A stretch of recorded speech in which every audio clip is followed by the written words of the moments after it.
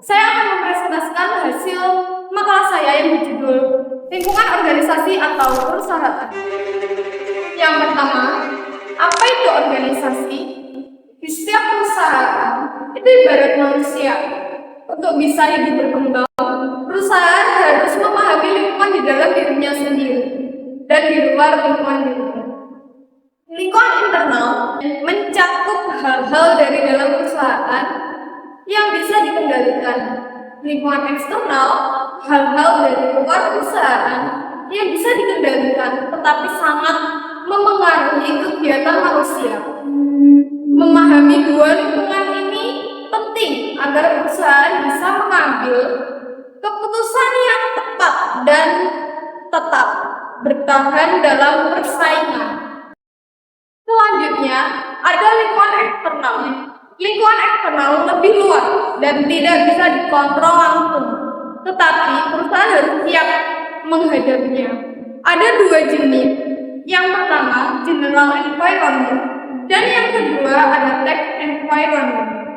Yang pertama, general environment, meliputi ekonomi, teknologi, hukum dan politik, sosial budaya,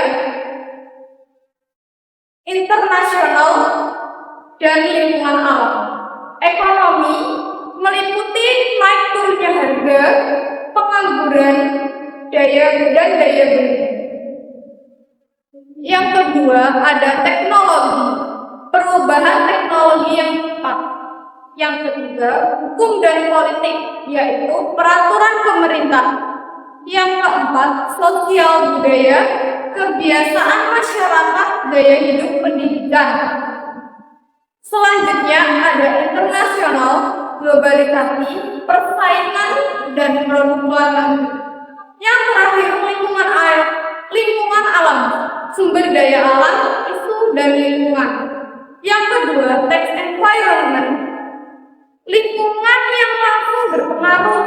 Ini bersentuhan langsung dengan perusahaan, yaitu pelanggan, pesaing, pemasok, dan pasar tenaga kerja.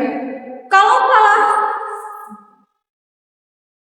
salah menghadapi lingkungan eksternal, perusahaan bisa tertinggal dari pesaing. Selanjutnya, ada tanggung jawab etika dan sosial.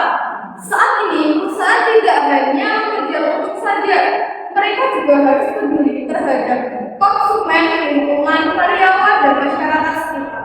Inilah yang disebut CSR, Corporate Social Responsibility. Perusahaan yang menjaga etika dan bertanggung jawab biasanya lebih dipercaya dan tahan lama. Selanjutnya, saya akan menjelaskan manajemen dalam era globalisasi. Globalisasi membuat perusahaan harus siap bersaing bukan hanya dengan bisnis lokal tetapi juga bisnis dari luar negeri. Contohnya, di Indonesia ada pesaing seperti McDonald, IKEA, atau produk Jepang, Korea, dan Cina.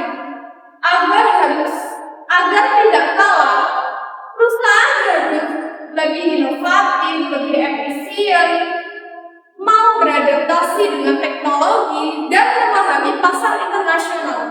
Globalisasi memaksa manajemen untuk berpikir lebih luas dan lebih cepat menyesuaikan diri. Jadi, kesimpulan singkatnya, lingkungan internal menentukan kekuatan dan kelemahan perusahaan. Lingkungan eksternal penuh tantangan dan peluang yang harus dipantau terus. Etika dan tanggung jawab sosial membuat perusahaan lebih dipercaya. Globalisasi membuat saing semakin ketat sehingga perusahaan wajib berinovasi. Perusahaan yang mampu memahami dua lingkungan ini dengan cepat beradaptasi adalah perusahaan yang akan terus bertahan dan berkembang.